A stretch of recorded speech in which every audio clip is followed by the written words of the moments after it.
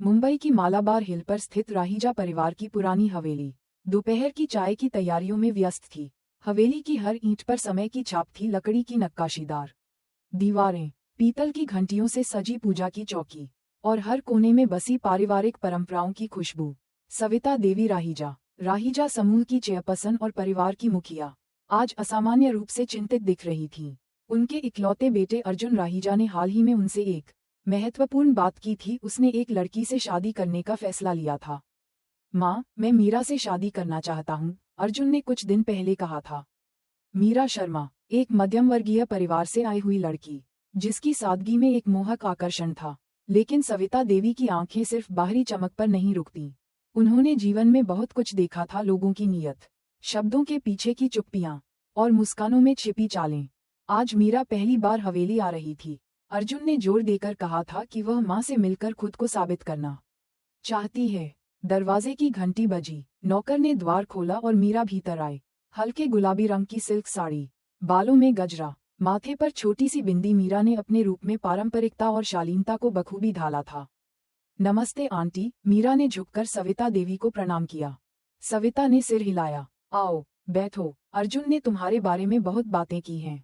आज खुद देखेंगे कि वह कितना सच था। मीरा मुस्कराई, लेकिन उसकी आंखों में एक हल्की झिझक थी, या शायद सावधानी।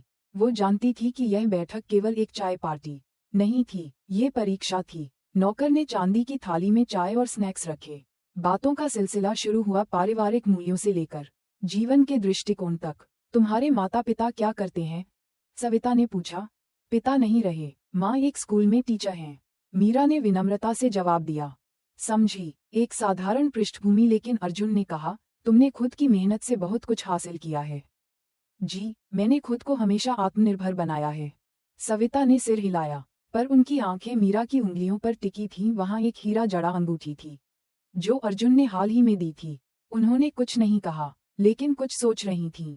अर्जुन हंसते हुए बीच में बोले, माँ, मीरा खुद गो में काम करती है, और वह मुझे भी प्रेरित करती है कि मैं समाज सेवा को बिजनेस से ऊपर रखूं। सविता मुस्कराई। समाज सेवा और व्यापार दो अलग अलग नावें हैं बेटा। जो दोनों को एक साथ चलाना चाहता है, उसे दिशा का भान होना चाहिए। मीरा ने कुछ कहने के लिए मुंह खोला, लेकिन शब्द पीछे रह गए। बातचीत धीरे धीरे भोजन की तरफ मुड़ी। मीरा ने आग्रह किया कि वह रसोई में मदद करेगी। सविता ने सिर हिलाकर अनुमति दी। रसोई में नौकरानी के साथ खड़ी मीरा अचानक बदल गई। उसकी आंखें तेजी से रसोई के डिब्बों, मसालों और साज सज्जा का आकलन करने लगीं। ये शुद्ध केसर है? उसने खुद से बड़बड़ाते हुए एक डिब्बा खोला। हाँ बीबी जी, नौकरानी बोली, मैडम जी खुद जयपुर से लाई थीं। मीरा ने केसर को हथेली में रगड़ते हुए सूंघा, फिर बोली, महंगा है, असली है। ये शब्द जोर से नहीं थे, लेकिन सविता, जो रसोई के बाहर से गुजर रही थी, सुन चुकी थी। उस रात सविता ने अपने कमरे में अर्जुन को बुलाया। बेटा, मीरा एक समझदार लड़की है, लेकिन समझदारी और सच्चाई में फर्क होता है। तुम क्या वाकई उसे भीतर से जानते हो? उद्धरण चिन्ह। माँ, आपने हमेशा मुझे सिखाया कि इंसान की नीयत उसकी नजरों में झलकती है। मीरा की आंखें झूठ नहीं बोलती, और अगर वो बोल रही हो? सविता ने सीधे कहा। अर्जुन चुप हो गया। सविता ने उसके कंधे पर हाथ रखा। मैं विरोध नहीं कर रही अर्जुन, मैं बस देख रही हूँ तुम्हारी खुशी के पीछे कोई साया तो नहीं है। रात गहरी हो चली थी। हवेली की दीवारों में बातें गूंज रही थीं, कुछ कही गईं, कुछ अनकही रहीं। मीरा अपने कमरे की खिड़की से बाहर देख रही थी, जहां समंदर की लहरें चांदनी में चुपचाप बह रही थीं। उसकी आंखों में विचार थे, और शायद एक योजना भी। अगली सुबह हवेली में सूरज की पहली किरणें जैसे हर कोने को जगाने लगीं। पूजा घर से घंटे की धीमी धीमी आवाजें आ रही थीं। सविता देवी, हमेशा की तरह, सुबह 5 बजे उठ चुकी थीं। उन्होंने सफेद साड़ी पहन रखी थी और माथे पर चंदन का तिलक। उनके सामने दीपक जल रहा था, और उनके होठों पर विष्णु सहस्त्रनाम की धुन थी। मीरा थोड़ी देर से उठी थी। उसने हल्की नीली सलवार कुर्ता पहनी थी, बालों में सिंपल क्लिप, और आंखों में अभी भी अधूरी नींद की परछाई। गुड मॉर्निंग आंटी, उसने धीरे से कहा। यहाँ सुबह नमस्ते से होती है मीरा, सविता ने बिना नजर उठाए जवाब दिया। मीरा हंस दी। ओह सॉरी, नमस्ते। पूजा में शामिल होना चाहोगी? उद्धरण चिन्ह। जरूर, मीरा ने सहजता से जवाब दिया, पर भीतर कुछ असहजता झलक रही थी। पूजा समाप्त होने के बाद नाश्ते की मेज पर सविता ने मीरा से कहा, आज हमारे कुलदेवी की पूजा है। हर बहू इसे करती है शादी से पहले। थोड़ी तैयारी करनी होगी। मीरा ने मुस्कराते हुए सिर हिलाया। लेकिन जब वो रसोई में गई और देखा कि वहाँ हल्दी, चंदन, आम के पत्ते और कई प्रकार के फूल बिखरे हुए हैं, तो उसके माथे पर सिलवटें आ गईं। इतनी तैयारी? उसने नौकरानी से पूछा। बीबी जी, ये राहीजा परिवार की परंपरा है। हर साल ऐसा ही होता है। मीरा ने बेमन से चूड़ियां पहनी और पूजा की थाली सजाई, पर अंदर कहीं वह खुद से सवाल कर रही थी, क्या वह वाकई इस सब का हिस्सा बनना चाहती है, या ये सब बस एक जरूरी नाटक है। शाम को पूजा शुरू हुई। पंडित जी मंत्र पढ़ रहे थे। सविता देवी के हाथों से दिए जलाए जा रहे थे। मीरा उनके पास बैठी थी, लेकिन उसका ध्यान बार बार मोबाइल पर जा रहा था। उसे किसी कॉल का इंतजार था। सविता ने ये सब नोटिस किया, लेकिन कुछ नहीं कहा। पूजा के बाद मेहमानों के लिए भोज की व्यवस्था थी। अर्जुन व्यस्त था सबका स्वागत करने में, और मीरा रसोई में आई महिलाओं से बचकर बालकनी में चली गई। उसने फोन लगाया और धीमी आवाज में कहा, हाँ, सब ठीक है। हाँ, थोड़ा दिखावा करना पड़ रहा है, लेकिन अर्जुन पूरी तरह से मेरे कंट्रोल में है। और हाँ, वो डायमंड नेकलेस देखा तुमने? सिर्फ एक शुरुआत है। उसकी आवाज की मिठास में जो तेजी थी, वो अब छलकने लगी थी। बस कुछ दिन और फिर सब सेट है। पीछे से किसी की आहट हुई। मीरा तुरंत चुप हो गई। काफी हवा है यहाँ, सविता की आवाज आई। मीरा सकपका गई। जी, मैं बस थोड़ी देर बाहर आ गई थी। हाँ, पर पूजा के बाद परिवार के साथ समय बिताना भी जरूरी होता है। मीरा ने मुस्कराते हुए सिर हिलाया, लेकिन सविता की आंखों में अब और गहराई थी। अगले दिन सविता ने अर्जुन को अकेले बुलाया। तुम्हें मीरा में कुछ अलग नहीं लगता? उद्धरण चिन्ह। क्या मतलब माँ? उद्धरण चिन्ह। उसकी आंखों में चाहत है, पर वो चाहत तुम्हारी नहीं, कुछ और की लगती है। माँ, आप हर किसी को शक की निगाह से क्यों देखती हैं? उद्धरण चिन्ह। क्योंकि इस घर की नींव विश्वास पर टिकी है, और विश्वास आंखें बंद करके नहीं किया जाता। अर्जुन चुप हो गया। इसी दौरान घर में मीरा का प्रभाव बढ़ने लगा था। नौकरों से लेकर ड्राइवर तक, वह सबको मीठे बोल से जीत रही थी। लेकिन जब कोई ध्यान न देता, वह रसोई के सामान, सजावट और दस्तावेजों पर नजर डालती। उसकी आंखें सब कुछ स्कैन कर रही थीं, इस घर का लेआउट, कीमती मूर्तियां, पुराने दस्तावेजों की अलमारी तक। एक दिन सविता ने जानबूझकर ड्राइंग रूम में एक पुराना कागज छोड़ा, एक नकली संपत्ति सूची। और मीरा ने कुछ ही मिनट में उसे उठाकर ध्यान से पढ़ा, फिर फोटो खींच ली। सविता सब देख रही थीं। उनकी योजना अब पूरी तरह तैयार हो रही थी। उसी रात उन्होंने अपने वकील को कॉल किया। मैं एक ट्रस्ट डॉक्यूमेंट बनवाना चाहती हूँ जिसमें केवल अर्जुन को सीमित अधिकार हों। और हाँ, एक छोटी सी चीज, कुछ रिकॉर्डिंग डिवाइस की व्यवस्था भी चाहिए। धीरे धीरे घर की हर दीवार अब मीरा की चालों को चुपचाप देख रही थी। और हवेली की पुरानी आत्मा, जो वर्षों से परिवार की सुरक्षा करती आई थी, अब फिर एक युद्ध के लिए जाग चुकी थी। शाम के 8:30 बजे थे। हवेली के अंदर शांति पसरी हुई थी। नौकर दिन भर की थकान के बाद अपने कमरों में जा चुके थे। अर्जुन अपने ऑफिस से देर से लौटने वाला था। सविता देवी अपने कमरे में एक पुरानी डायरी के पन्ने पलट रही थीं। जब उन्होंने गलियारे से धीमी फुसफुसाहटें सुनी, वह धीरे से उठी और बिना आवाज किए बरामदे की तरफ बढ़ीं। आवाज सीढ़ियों के नीचे बने पुराने स्टोर रूम से आ रही थी, एक ऐसी जगह जहां कोई इस समय नहीं होना चाहिए। दीवार की ओट में खड़ी होकर उन्होंने ध्यान से सुना। तू पागल है क्या मीरा? तूने उस पेपर की फोटो खींच ली? उद्धरण चिन्ह। यह एक पुरुष की आवाज थी, चुपचाप लेकिन उत्तेजित। हाँ, और क्या करती? वो पेपर खुला पड़ा था, जैसे मुझे दिखाने के लिए ही रखा गया हो। मुझे शक है कि सविता कुछ प्लान कर रही है। मीरा की आवाज थी, उस मीरा की जो हर दिन सविता के सामने झुककर नमस्ते आंटी कहती थी। ठीक है, अब ध्यान से चलना पड़ेगा। और सुन, वो जो लाल अलमारी है ना, पूजा कक्ष के पास, उसमें असली दस्तावेज हैं। मैंने किसी से सुना है। वही पुरुष आवाज बोला, शायद कुशल, मीरा का पुराना साथी। ओके, मैं किसी बहाने से वहां जाऊंगी। अर्जुन को भी धीरे धीरे समझा रही हूँ कि उसे अपनी माँ से अलग होकर खुद की जिंदगी शुरू करनी चाहिए। मीरा की आवाज अब नर्म नहीं थी, बल्कि शातिर और आत्मविश्वास से भरी हुई। सविता की आंखों में अब संदेह नहीं था, उनके सामने अब सत्य था, नग्न और ठंडा। अगली सुबह मीरा मुस्कराते हुए नाश्ते की मेज पर आई। उसने गुलाबी सलवार सूट पहन रखा था, चेहरे पर वही भोली मुस्कान। लेकिन सविता ने आज उसे और गहराई से देखा। मीरा, आज तुम मेरे साथ पूजा घर की सफाई में मदद करोगी? जी आंटी, जरूर। पूजा कक्ष की सफाई शुरू हुई। सविता ने जानबूझकर लाल अलमारी की चाबी मीरा को थमाई। इसमें पुराने चंदन के डिब्बे हैं, उन्हें निकाल देना। मीरा ने झिझकते हुए चाबी ली, अलमारी खोली, आंखें चौंधिया गईं। असली कागजात, संपत्ति के दस्तावेज, बैंक अकाउंट की फाइलें, सब वहीं थे। उसने हल्के हाथ से चंदन का डिब्बा उठाया, पर नजरें फाइलों पर थीं। सविता ने सब देखा, लेकिन फिर भी कुछ नहीं कहा। अगली रात सविता ने अपने पुराने परिचित इंस्पेक्टर राघव से मुलाकात की। मैं चाहती हूँ आप बस नजर रखें। कोई गिरफ्तारी नहीं, कोई धमकी नहीं, बस सच्चाई उजागर होनी चाहिए। अपने आप। मैम, आपके घर में कोई गद्दार हो ये तो आपने कभी सोचा भी नहीं होगा। गद्दारी तब शुरू होती है जब कोई सिर्फ अपना नाम चाहता है, लेकिन मेहनत नहीं। मीरा जैसी लड़कियां भावनाओं को सीढ़ी बनाकर ऊपर चढ़ती हैं। तो अब आगे क्या? उद्धरण चिन्ह। अब वक्त है उसे उसकी ही चाल में उलझाने का। इसी बीच अर्जुन और मीरा की नजदीकियां और बढ़ रही थीं। मीरा अब रसोई में सविता के पसंदीदा व्यंजन बना रही थी, नौकरों से घुल मिल रही थी, और हर दिन अर्जुन को ये जताने की कोशिश कर रही थी कि वह इस घर की परफेक्ट बहू बन सकती है।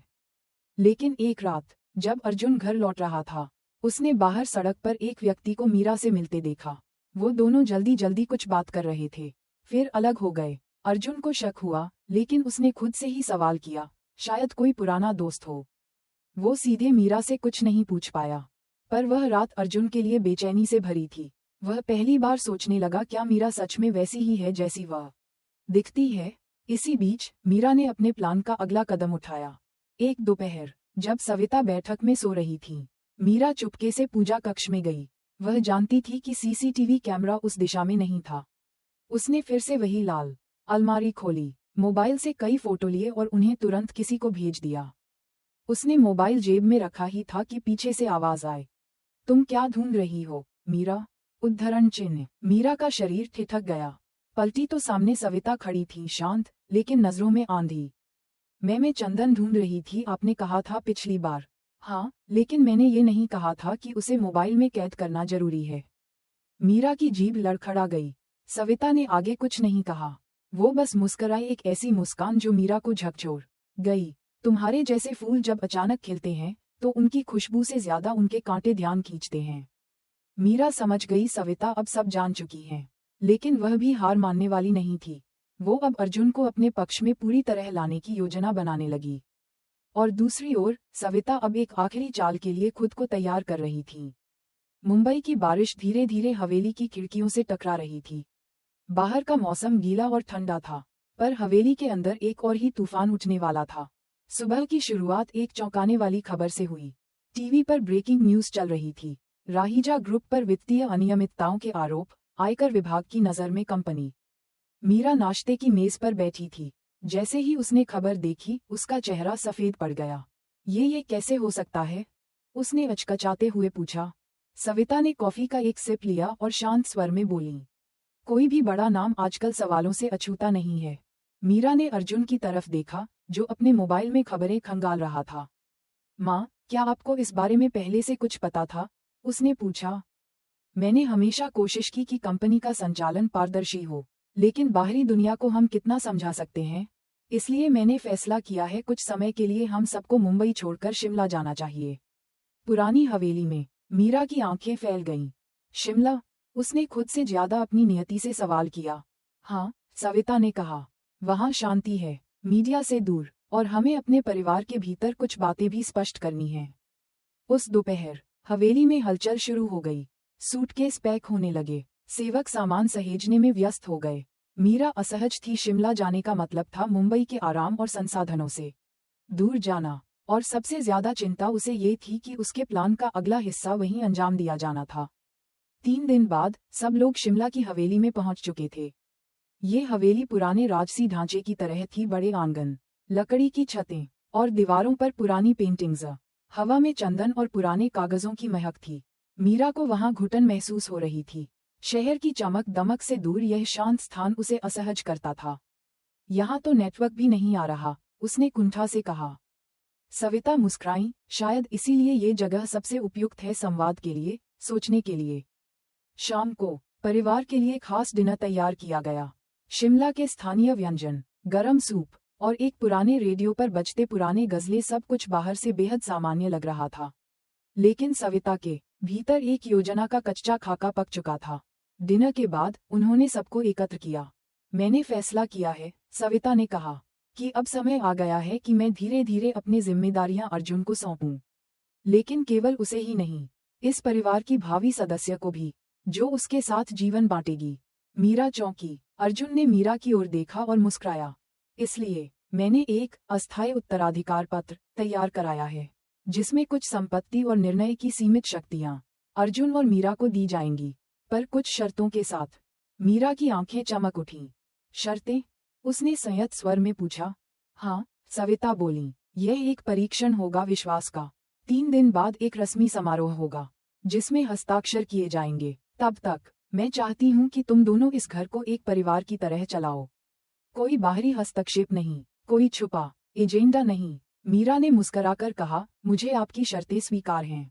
उस रात मीरा जल्दी नहीं सोई। वह छत पर टहलती रही, मोबाइल में उन दस्तावेजों की तस्वीरें दोबारा देखती रही जो उसने मुंबई में खींची थीं। उसने कुणाल को एक गुप्त ईमेल लिखा, सविता अब नियंत्रण छोड़ने को तैयार है। दस्तावेज 3 दिन बाद हस्ताक्षरित होंगे। इसके बाद अगला कदम तुम्हारा। दूसरी ओर सविता अपने कमरे में अकेली बैठी थी। उनके सामने एक छोटा सा रिकॉर्डर था जो पिछले कई दिनों से मीरा की गतिविधियां रिकॉर्ड कर रहा था। उन्होंने प्ले बटन दबाया और मीरा की एक पुरानी बातचीत फिर से गूंज उठी। इस घर की दीवारें भी सोने की हैं, और मैं अब सिर्फ एक मेहमान नहीं रहूंगी। सविता ने आंखें बंद की और मन ही मन बुदबुदाई। तू जो भी कर ले, मीरा शतरंज की रानी बनने के लिए तुझमें अभी चालें कम हैं। अगले दिन हवेली के हर कोने में तैयारी चल रही थी।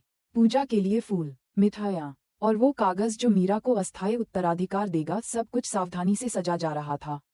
मीरा ने आईने के सामने खड़े होकर खुद को देखा। गहरे हरे रंग की सिल्क साड़ी, माथे पर बिंदी और होठों पर हल्की मुस्कान। बस 3 दिन और, उसने आईने में देखते हुए कहा, फिर कोई मुझे रोक नहीं पाएगा।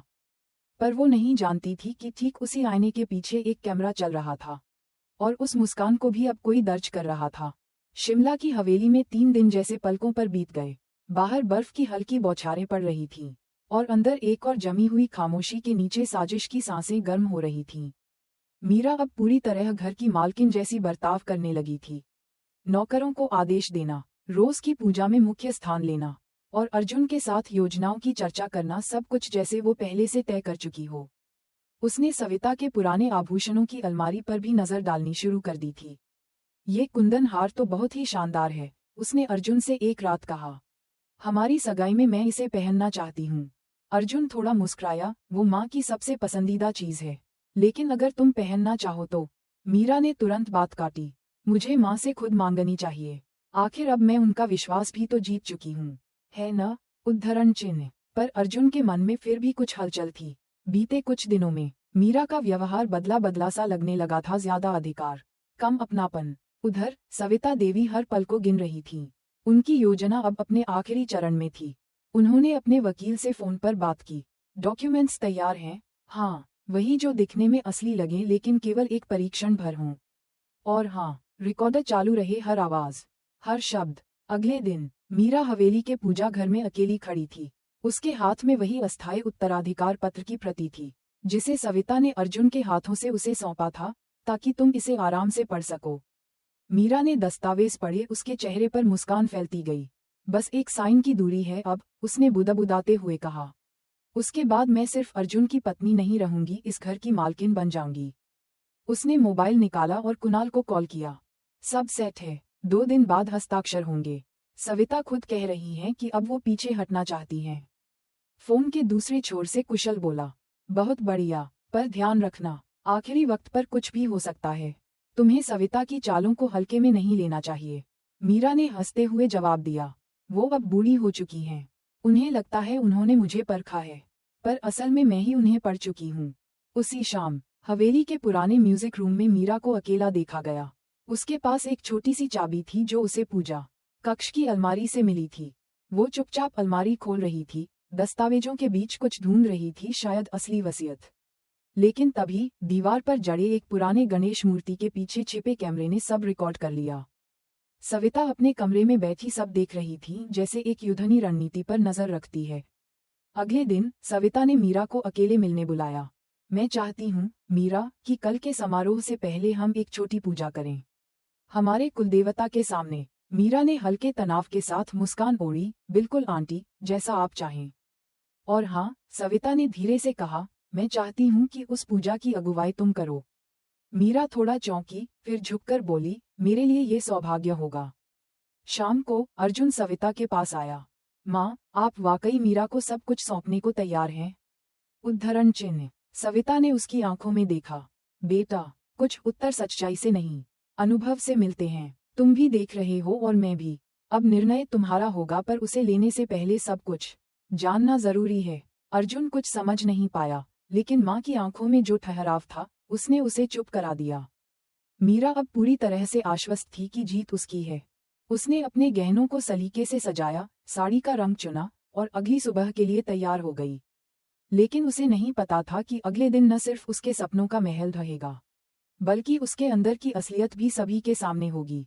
हवेली की दीवारें, जो अब तक सब चुपचाप देख रही थीं, कल पहली बार बोलेगी। शिमला की हवेली में अगली सुबह कुछ अलग ही सन्नाटा था।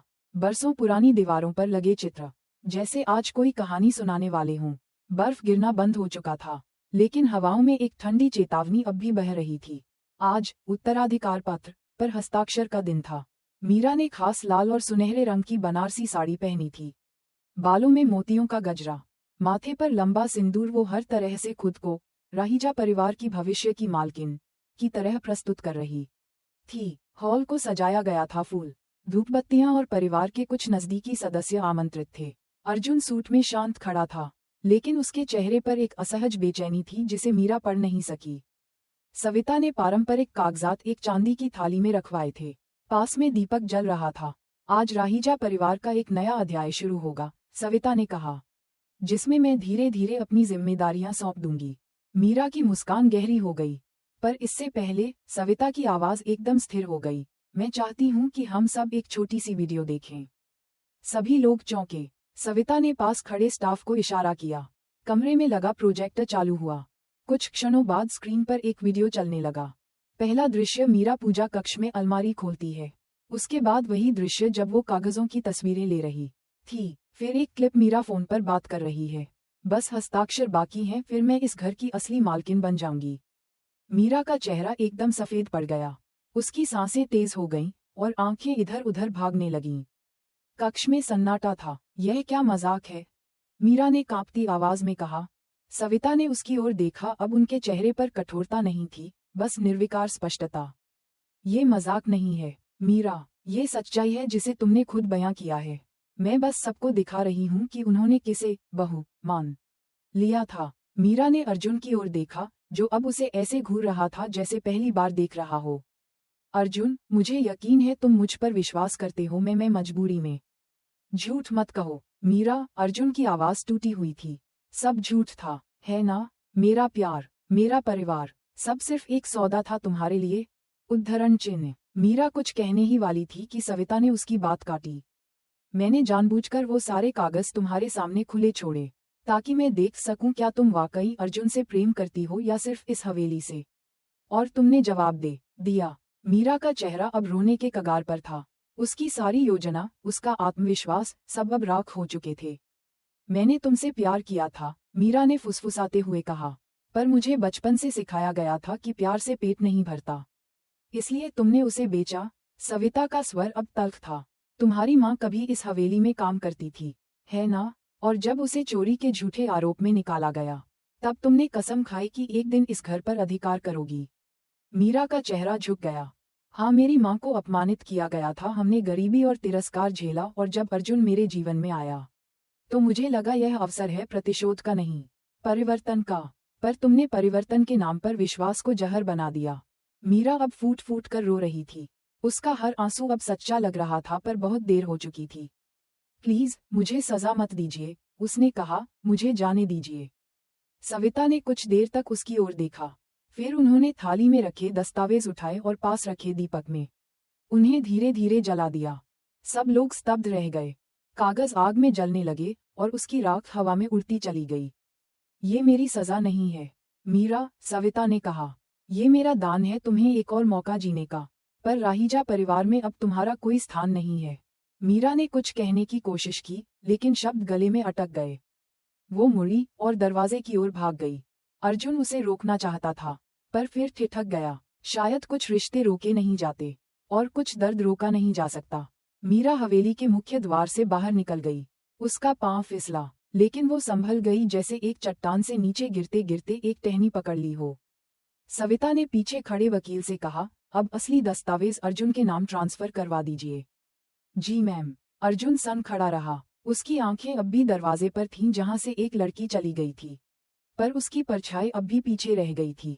शिमला की हवेली में अब फिर से वही सन्नाटा लौट आया था, जो कुछ दिनों पहले मीरा के आने से टूटा था। लेकिन अब वह सन्नाटा और भी भारी था। कोई आहट नहीं, कोई हंसी नहीं, बस हर दीवार जैसे किसी असहमति से शर्मसार खड़ी थी। मीरा जा चुकी थी, पर उसकी उपस्थिति, उसके कहे अनकहे शब्द अब भी हवेली के कोनों में गूंजते थे। अर्जुन अपनी माँ के पास बैठा था, लेकिन कुछ बोल नहीं रहा था। उसके हाथ में एक पुराना पारिवारिक एल्बम था। पन्ने पलटते पलटते उसकी नज़र एक तस्वीर पर ठहर गई। वह और मीरा मंदिर में साथ खड़े, मुस्कराते हुए। वो सब झूठ नहीं था माँ, उसने धीरे से कहा। सविता ने उसकी ओर देखा। तुम्हारा प्रेम सच्चा था बेटा, लेकिन सच्चा प्रेम हमेशा दूसरे के सत्य को भी समझता है। क्या तुम उसके भीतर की भूख, डर और गुस्से को कभी पढ़ पाए? उद्धरण चिन्ह। अर्जुन चुप रहा। उसे समझ आने लगा था कि उसने मीरा को केवल उस रूप में देखा जो उसे दिखाया गया था, ना कि उस रूप में जो वह जीती थी। उसी समय शहर के बाहरी हिस्से में एक सस्ती सी लॉज में मीरा अकेली बैठी थी। उसके पास अब कुछ नहीं बचा था, ना गहने, ना दस्तावेज, ना पहचान। मोबाइल स्विच ऑफ था, और उसकी आंखें खिड़की के बाहर झरते हिमपात को देख रही थीं। बर्फ की हर एक बूंद जैसे उसकी आत्मा पर गिर रही थी, ठंडी पर साफ। वो जानती थी कि अब उसके पास दो रास्ते थे, या तो खुद को उसी नफरत में डुबो देना जिसने उसे वहां तक पहुंचाया था, या फिर खुद को उस राख से खींचकर बाहर लाना जो अब उसकी पहचान बन चुकी थी। रात के अंधेरे में उसने एक सफेद पन्ना निकाला और लिखना शुरू किया। प्रिय अर्जुन, मैंने जो कुछ किया वो सही नहीं था, पर सब कुछ झूठ भी नहीं था। तुम्हारा प्रेम मेरे लिए पहली बार था जब किसी ने मुझे बिना दया के देखा, लेकिन मैं टूटी हुई थी, और टूटी चीजें अक्सर लोगों को काट देती हैं।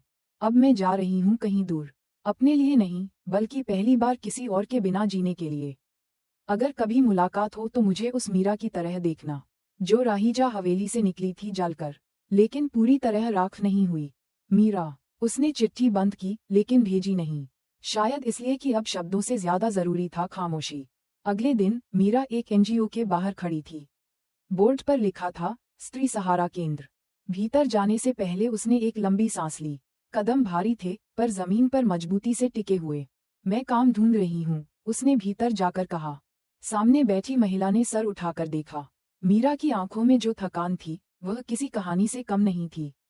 आपने पहले कहाँ काम किया है? महिला ने पूछा। मीरा चुप रही, फिर बोली, मैंने पहले बहुत कुछ खोया है, शायद वही मेरा अनुभव है। कुछ पलों की चुप्पी के बाद महिला ने सिर हिलाया। हम आपको आजमा सकते हैं। मीरा ने पहली बार मुस्कुराने की कोशिश की, हल्की सी मुस्कान, लेकिन सच्ची।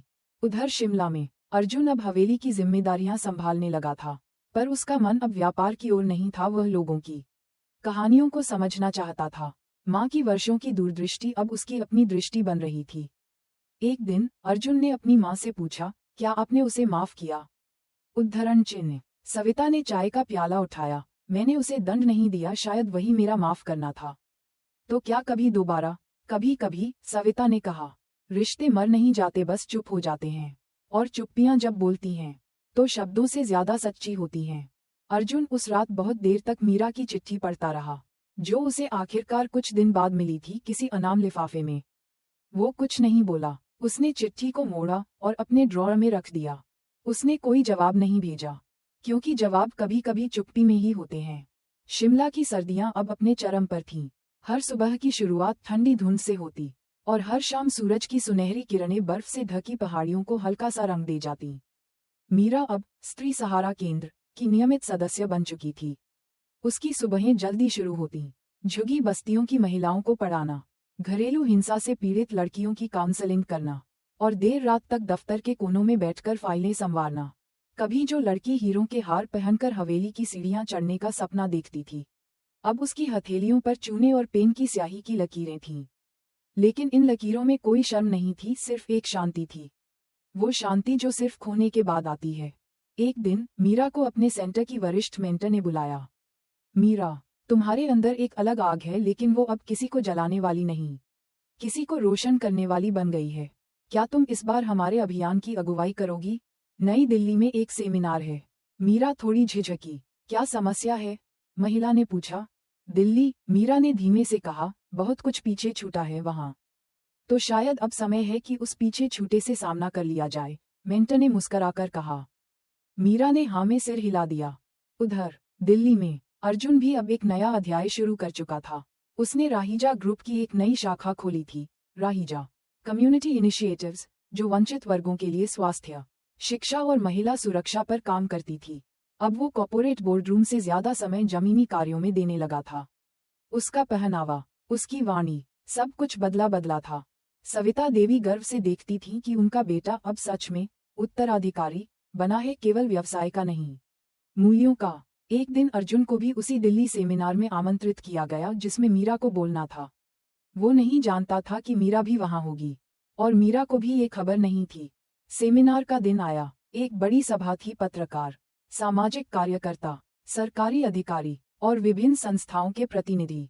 मीरा मंच पर गई। उसने माइक थामा। कमरे में हल्का सन्नाटा था। मेरा नाम मीरा शर्मा है, उसने कहा। मैंने जीवन में बहुत कुछ खोया है और शायद उससे ज्यादा पाया भी।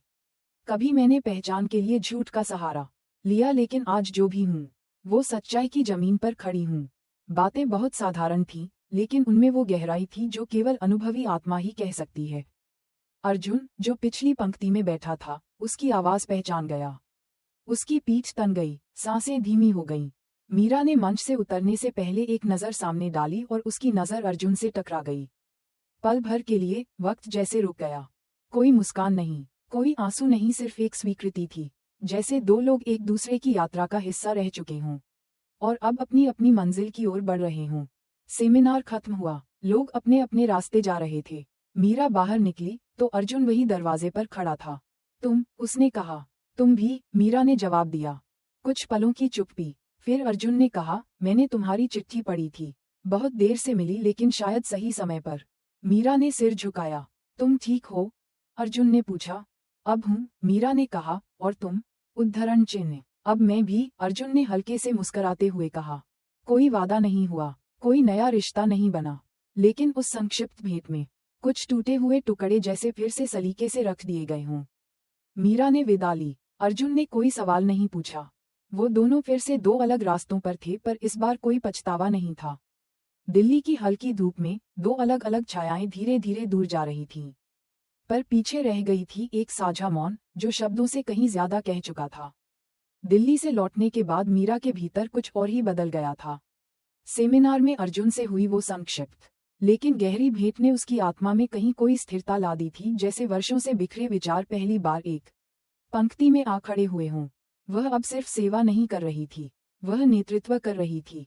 उसका एनजीओ, स्त्री सहारा केंद्र, अब देश भर में चर्चा का विषय बन चुका था। कई युवा लड़कियां जो पहले खुद को टूटा हुआ मानती थीं, अब मीरा को देखकर कहती थीं, अगर ये उठ सकती हैं, तो हम क्यों नहीं? उद्धरण चिन्ह। मीरा कभी जवाब नहीं देती थी, बस मुस्कराकर कहती, मैं नहीं उठी, मुझे उठाया गया, मेरी हार ने, मेरी सच्चाई ने। उधर अर्जुन भी वापस दिल्ली में अपने सामाजिक प्रोजेक्ट्स में डूबा हुआ था। सविता देवी अब उम्र के उस पड़ाव पर थीं जहां शरीर थकने लगता है लेकिन आत्मा और भी जागृत होती है। एक शाम माँ बेटे छत पर बैठे थे। क्या तुमने कभी सोचा, सविता ने कहा, कि अगर मैं मीरा को उस दिन माफ कर देती तो क्या होता? उद्धरण चिन्ह। आपने माफ ही तो किया था, अर्जुन ने कहा, लेकिन आपने उसे सिखाया कि माफी सिर्फ शब्द नहीं होती, वो जिम्मेदारी होती है। सविता ने सिर हिलाया। मैंने सोचा था वो सिर्फ हवेली चाहती है, लेकिन अब लगता है उसे सिर्फ एक पहचान चाहिए थी, और अब वो पहचान उसके पास है। अर्जुन ने मुस्कराकर कहा, उसने खुद बनाई है, बिना किसी सहारे के। सविता ने अर्जुन के कंधे पर हाथ रखा। शायद अब तुम भी आगे बढ़ने के लिए तैयार हो। अर्जुन ने जवाब नहीं दिया, पर उसकी आंखों में सहमति थी। उसी रात मीरा एक चिट्ठी लिखने बैठी, इस बार बिना किसी दर्द, बिना किसी सफाई के। प्रिय सविता आंटी, आपकी दी हुई हर चुनौती ने मुझे तोड़ा, लेकिन उन्हीं टुकड़ों को जोड़कर मैं आज खुद को पहचान सकी हूँ। मैं आपसे कुछ नहीं मांगती, लेकिन अगर कभी मेरी कोई बात याद आए तो मुझे उस लड़की के रूप में याद कीजिए जिसने सबसे पहले आपसे झूठ बोला था और सबसे बाद में खुद से सच। मैं ऋणी नहीं हूँ, लेकिन आभारी अवश्य हूँ। मीरा। ये चिट्ठी उसने भेजी नहीं, बस अपनी डायरी में रख ली, क्योंकि कई बार पत्र दूसरों के लिए नहीं, खुद के लिए लिखे जाते हैं। कुछ ही हफ्तों बाद मीरा को एक निमंत्रण मिला, राहीजा समूह द्वारा एक नई बालिका शिक्षा योजना का उद्घाटन समारोह। वह जानती थी कि अर्जुन ही इसका आयोजक होगा। इस बार वह झिझकी नहीं, साड़ी नहीं पहनी, कोई मेकअप नहीं किया, बस एक साधारण कुर्ता और आत्मविश्वास की मुस्कान। उद्घाटन के मंच पर अर्जुन और सविता दोनों बैठे थे। मीरा दर्शकों के बीच एक साधारण सीट पर बैठी थी। भीड़ में कोई उसे पहचान नहीं रहा था और यही उसकी जीत थी। अर्जुन मंच पर बोलने आया। हम जो काम कर रहे हैं वो केवल दान नहीं है, ये उस खोई हुई गरिमा की पुनर्प्राप्ति है जिसे हमने वर्षों तक अनदेखा किया। उसने भीड़ में मीरा की ओर देखा, सिर्फ एक पल के लिए, फिर बोला, आज का दिन उन सभी के नाम है जो गलती से नहीं, सुधार से पहचाने जाते हैं। तालियां बजीं, समारोह समाप्त हुआ। मीरा चुपचाप बाहर निकलने लगी, तभी सविता ने उसे पास बुलाया। मीरा रुकी। सविता ने उसका हाथ पकड़ा। मैंने तुम्हें पहचाना नहीं, लेकिन आज मैं तुम्हें पहचानने आई हूँ। मीरा की आंखें भर आईं। मैं कोई सजा नहीं मांगती, उसने कहा। तुमने ले ली है, सविता ने उत्तर दिया, और तुमने जो सीखा है वो तुम्हें किसी भी उत्तराधिकारी से बड़ा बना देता है। मीरा ने पहली बार सविता के सामने झुककर प्रणाम किया, इस बार बिना किसी स्वार्थ के। मैं चलती हूँ, मीरा ने कहा। कहाँ? सविता ने पूछा। मीरा ने मुस्कराकर कहा, जहाँ मेरी कहानी खत्म नहीं होती, शायद वहीं से वो शुरू होती है। उस शाम अर्जुन ने मीरा को जाते देखा। उसके हाथ में कोई दस्तावेज नहीं थे, कोई शक्ति नहीं, बस आत्मसम्मान था। वो चलती रही और अर्जुन बस खड़ा रहा, क्योंकि अब उन्हें एक दूसरे से कुछ भी साबित नहीं करना था। वे दो लोग थे जिन्होंने अपने अपने घावों से अपनी दिशा बनाई थी, और अब उनके रास्ते भले अलग हों, लेकिन मौसम एक ही था, आत्मस्वीकृति का। शिमला से लेकर दिल्ली तक, और दिल्ली से उन गांवों तक जहां मीरा अब अपने कार्यों से जानी जाती थी, उसकी कहानी अब किसी एक नाम की नहीं रह गई थी। वो एक प्रतीक बन चुकी थी उन स्त्रियों की जो गिरीं, टूटीं और फिर भी खड़ी हुईं, बिना किसी सहारे के, सिर्फ अपने आत्मबल पर। 1 साल बीत चुका था उस आखिरी मुलाकात को, जहां मीरा ने अर्जुन और सविता से विदा ली थी। इस 1 वर्ष में बहुत कुछ बदल गया था। मीरा अब एक संस्था की निदेशक बन चुकी थी, पुनर्जन्म। वह अब हर महीने देश के किसी कोने में जाती, वहां की लड़कियों से मिलती, उन्हें पढ़ने, खड़े होने और आगे बढ़ने की राह सिखाती। वो मंच पर बोलती थी, लेकिन शब्द अब प्रचार के लिए नहीं, अनुभव से उपजे थे। उसकी आवाज में ना गुस्सा था, ना पश्चाताप, बस एक दृढ़ता थी जो जीवन के भीतर से आई थी। दिल्ली में अर्जुन ने भी खुद को पूरी तरह सामाजिक कार्यों में समर्पित कर दिया था। उसने व्यवसाय की कई शाखाएं ट्रस्ट को सौंप दी थीं, और अब खुद सामुदायिक विकास, महिला स्वावलंबन और किशोरियों की शिक्षा पर काम करता था। एक दिन दोनों को एक ही मंच पर बुलाया गया, इस बार एक राष्ट्रीय महिला विकास सम्मेलन में। मीरा को पहले बोलना था। मैं मीरा हूँ, उसने कहा, और मेरी कहानी एक असफल प्रेम, एक टूटी उम्मीद या एक गलती से शुरू नहीं होती। मेरी कहानी वहाँ से शुरू होती है जहाँ मैंने पहली बार खुद को पूरी तरह स्वीकार किया। मेरे जीवन में बहुत से लोग आए जिन्होंने मुझे गिराया, पर उससे ज्यादा वो लोग भी थे जिन्होंने मुझे गिरते देखा और फिर भी मुझे उठा नहीं लिया। और शायद यही मेरा सौभाग्य था, क्योंकि मुझे खुद उठना सीखना पड़ा। आज मैं उन सबका धन्यवाद करना चाहती हूँ जिन्होंने मुझसे प्रेम किया, जिन्होंने मुझसे घृणा की, और जिन्होंने मुझे अनदेखा किया, क्योंकि उनके कारण ही मैं जान पाई कि मैं कौन नहीं हूँ, और फिर धीरे धीरे मैं कौन बन सकती हूँ। सारा हॉल तालियों से गूंज उठा। मीरा मंच से उतरी। कुछ देर बाद अर्जुन बोलने के लिए खड़ा हुआ। कभी कभी हम किसी से इतना प्रेम करते हैं कि उस प्रेम में उनकी असलियत को देख ही नहीं पाते, उसने कहा। और कभी कभी हम किसी से इतनी नफरत करने लगते हैं कि उनकी असलियत को फिर भी नहीं देख पाते। लेकिन जीवन हमें मौका देता है चुपचाप, धीरे से उन्हें फिर से जानने का, और अगर हम उस मौके को विनम्रता से स्वीकार करें, तो शायद हम केवल उन्हें नहीं, खुद को भी नया पा सकते हैं।